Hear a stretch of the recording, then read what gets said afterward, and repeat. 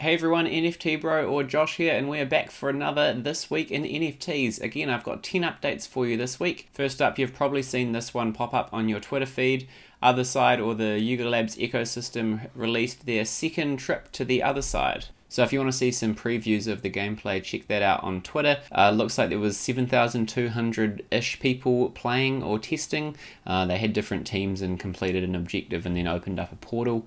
Looked like chaos, but it also looked fun. It's cool to see something that is playable or testable by community members. Walker World, in their latest Walker Weekly, had a snip of what land customization might look like. So you can scroll through and they picked a house and then they plopped it on a land plot, which is quite cool. They also have staking going live this week on the 30th, so that's probably the 31st of March for us in New Zealand. DEADROP is a FPS game which is being developed by Midnight Society, which has Dr. Disrespect on that, so he's a pretty famous Twitch streamer. They released their 5th snapshot just over a week ago now, so you could jump in and play. There was a bunch of streamers and different NFT content creators playing that. For $25 you can buy a tower key and get access to this and test it yourself, and then I think you get like the Season 0 Battle Pass and maybe some skins as well as part of that. But this looks like one to keep an eye on for sure. Kryptoria is a blockchain strategy game which I've talked about in the past. They've got their Alpha Heroes mint coming up on the 29th, I believe. So if you have one of their Alpha Citizens, you get a discounted mint. I haven't actually played the game yet, so I'm not 100% sure how the Alpha Heroes and the Alpha Citizens fit in. They've also announced that their token Illyrium will be live in April. So if you have the Alpha Citizen or the Alpha Hero in the gameplay, you can generate this token faster. They've also said that Alpha Citizen holders will get a token drop. Party Bear or Fluff World Cosmic Buzzies revealed. These look very cool, kind of like fairy bees really.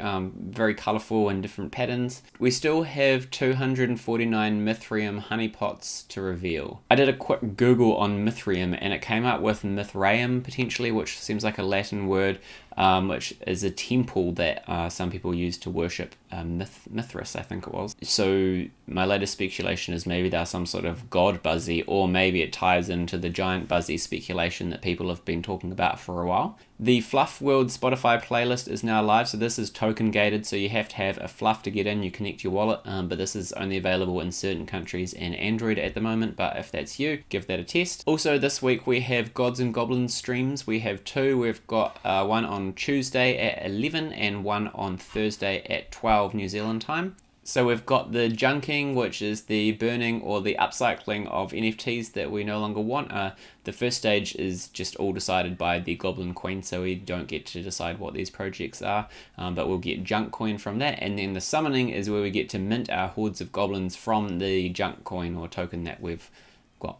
So we'll find out more about all of that this week. Project Tempest released some more information on their upcoming comic. So there's 3 different editions. So there's the first edition, the second edition, a limited edition, and then they also kind of teased that there might be a holographic edition. Guess we'll have to see. There's more information coming on when this will be this week. Fluffood are included in the latest round of What's Your Yat, or a Yat fantasy game. So you build a NFT portfolio and then the highest profit at the end of the period will win. So there's a fluff, a burrow, a thingy, some other prizes up for grabs there, so worth having a look at that one too. You don't have to spend any ETH and you can pretend to purchase some NFTs. Fortnite have released Creative 2.0 and one of the Fluff World developers has put a Buzzy into Fortnite. So he is walking around and you can see a Buzzy kind of flying around. So that's pretty cool to see. It looks like this Creative 2.0 will open up all sorts of possibilities. And lastly, someone bought a CryptoPunk, cost them 77 ETH or about 123,000 US dollars, and then they accidentally sent it to a burn address instead of wrapping it. So that is gone for good. They can't get that back.